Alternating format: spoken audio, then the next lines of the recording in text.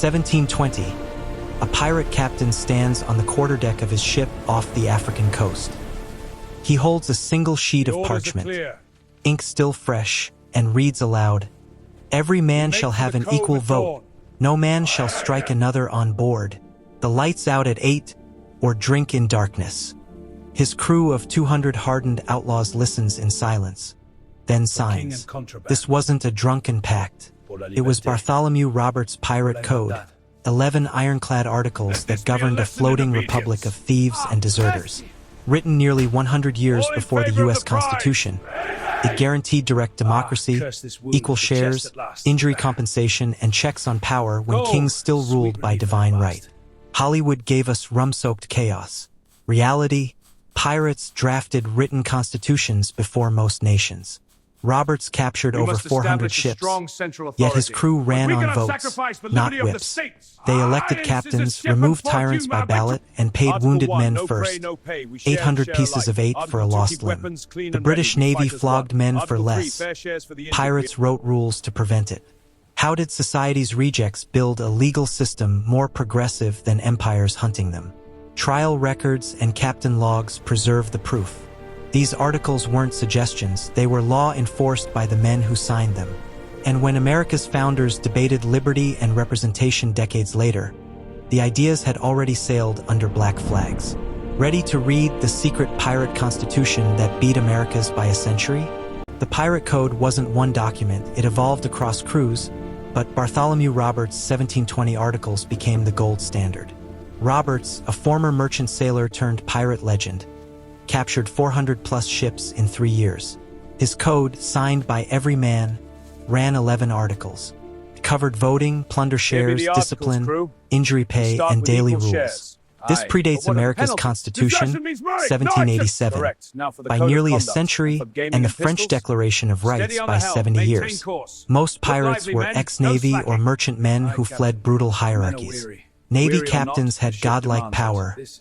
Pirates rejected it. They elected officers annually or sooner if needed. The quartermaster balanced the captain, handling day-to-day and protecting crew rights.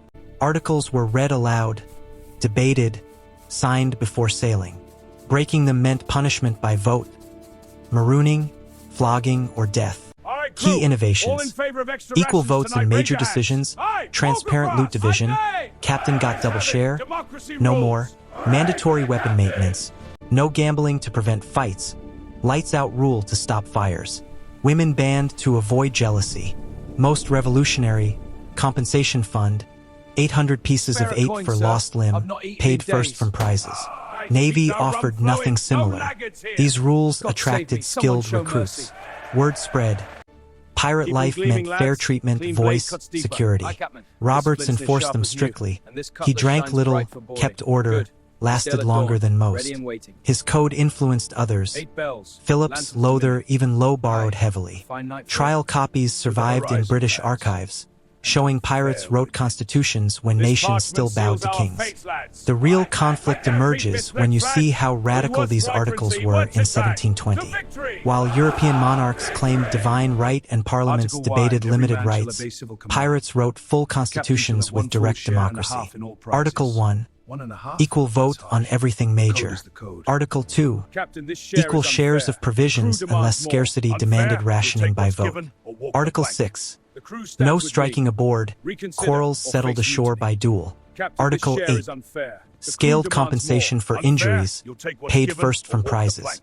Suspense builds because this system challenged the entire social order. A crew of former slaves, deserters, and pressed sailors governed themselves better than free men under kings. Turning point, Roberts' code worked because it had teeth. When a captain or quartermaster abused power, the crew voted removal, often execution or marooning. Roberts himself rose after his predecessor's death, then enforced the code rigidly. He captured ships without unnecessary cruelty, offered captives join or go free, and kept discipline through consensus. Yet empires branded it anarchy. The contradiction?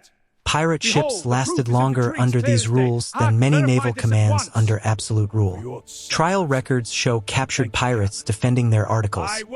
We governed ourselves fairly. Judges couldn't fathom it. outlaws with constitutions, the deeper suspense.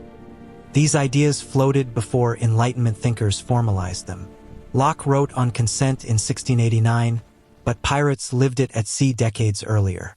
When America drafted its constitution, many founders had read pirate trial accounts. Coincidence? Or quiet influence from men who proved ordinary people could rule without crowns? Roberts' code wasn't philosophy, it was survival engineering. Equal votes prevented tyranny. Injury pay kept men fighting. Lights out rules stopped fires. No gambling stopped feuds. These rules turned chaotic outcasts into a disciplined fleet. Roberts captured prizes without mass slaughter because his system worked. Climax in the records. When Roberts died in battle 1722, his crew fought on for hours honoring the code. Captured pirates quoted articles in court. "We governed fairly. Judges saw threat. If sailors ran republics at sea, the idea could reach land." Twist. Pirate constitutions predated America's by nearly 100 years. Founders read trial accounts. Ideas of consent, representation, equality already tested under black flags. Not direct copy, but proof ordinary men could self-govern without kings. The secret constitution existed. It ruled thousands, outlasted many empires' fleets, and died when crews scattered. Yet the proof survives. Outlaws wrote better rules than rulers. Which article surprises you most? Equal votes, injury pay, or lights out? Comment theories. Subscribe for more hidden systems rebels built. Next, how marooned pirates survived years and inspired Robinson Crusoe. Don't miss it.